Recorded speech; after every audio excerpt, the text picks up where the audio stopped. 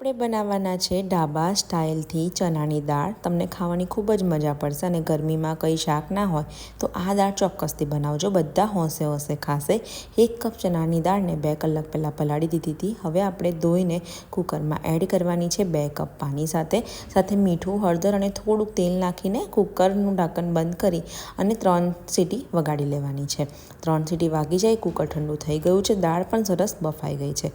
હવે એક કઢાઈની અંદર 2 ચમચી તેલ, અડધી ચમચી રાઈ, અડધી ચમચી જીરું, હિંગ, ખડા મસાલા, મીઠા લીમડાના પાન, 1 મોટી ડુંગળીને સાંતળી લો, આદુ મરચાં લસણની પેસ્ટ એડ કરી, હળદર, લાલ મરચું, ધાણા જીરું એડ કરી, 2 ટામેટાને ઝીણા ઝીણા સમારીને સરસ સાંતળી દો। પછી બાફેલી દાળ એડ કરી હવે કિચન કિંગ મસાલો, ગરમ મસાલો અને ચાટ મસાલો એડ કરી બરાબર મિક્સ કરીને ધાણા નાખીને સર્વ કરો। હવે ઉપરથી તડકો કરવા માટે ઘી, જીરું, લસણના ટુકડા અને 1 ચમચી કાશ્મીરી લાલ મરચું, આપણો તડકો તૈયાર છે। હવે ગરમ ઉકળતી દાળમાં એડ કરી ઢાંકણ ઢાંકીને તરત જ થોડીક વાર પછી તમારી આ ચણાની દાળ બનીને તૈયાર છે। તમે જીરા રાઈસ કે પછી પરોઠા સાથે સર્વ કરી શકો છો।